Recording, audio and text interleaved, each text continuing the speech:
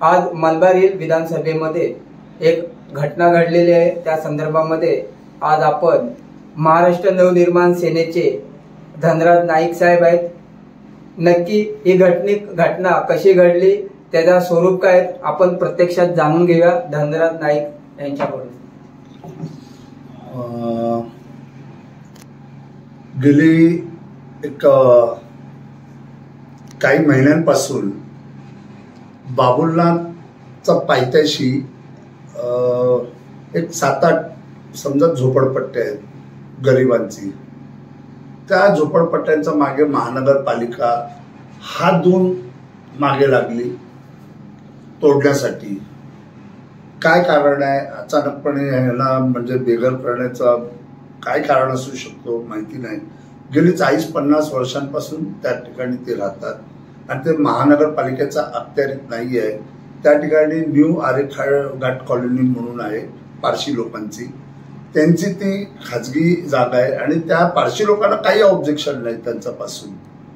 तरी देखील ही महानगरपालिका त्यांचं घर तोडण्याचा मागे लागली होती आणि 4 महिन्यांपूर्वी अचानकपणे पहाटे जाऊन त्यांचे घर तोडले देखील त्या लोकांनी।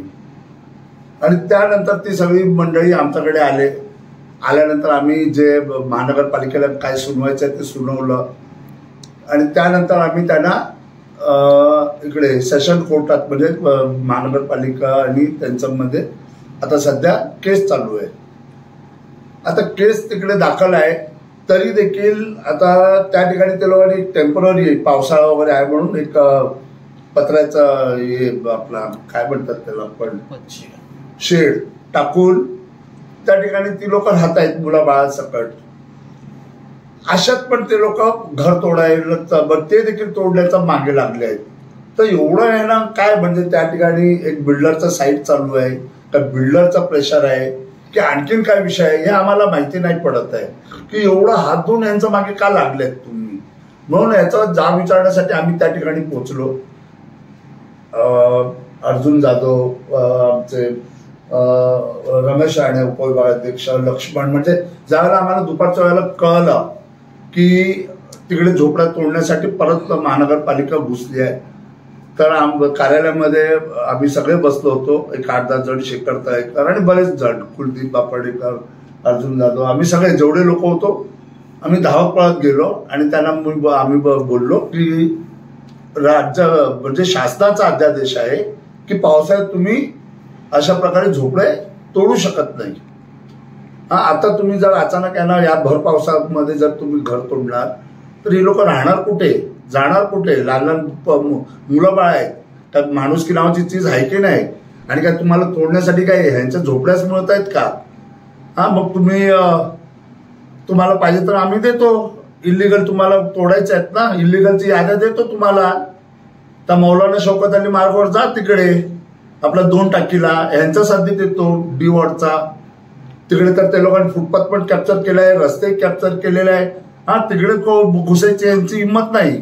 आता हे जर आम्ही बोललो तर जातीय थेट निर्माण करता का असा वगैरे तुम्ही प्रश्न निर्माण करणार, परंतु तिकडे घुसायची हिंमत नाही।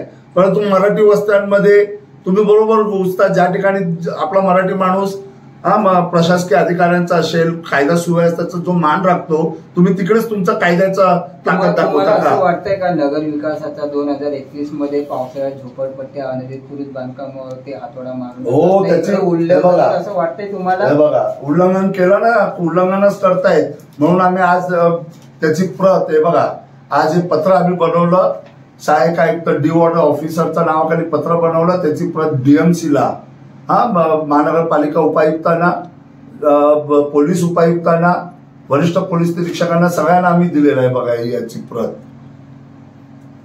भविष्यामध्ये आणि हे बघा, हे शासनाचा अध्यादेश आहे, हा शासनाचा कायदा आहे की तुम्ही 1 जून ते 30 सप्टेंबर पर्यंत एवढ्या कालावधीमध्ये पावसाळ्याच्या दिवसांमध्ये अधिकृत अनधिकृत कोणते झोपडे असतील ते तुम्ही तोडूच शकत नाही।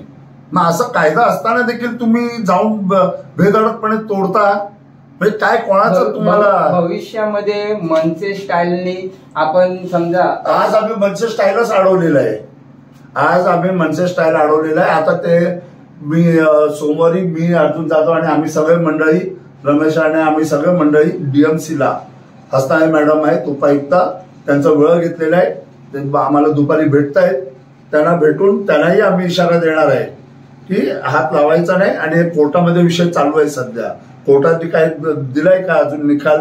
नाही ना, मग कशाला तुम्ही घुसून तोडफोड करताय तिकडे, असं आम्ही जाब विचारणार आहे. हे होते आपल्यासोबत सिंघम म्हणून असे प्रसिद्ध धनराज नाईक.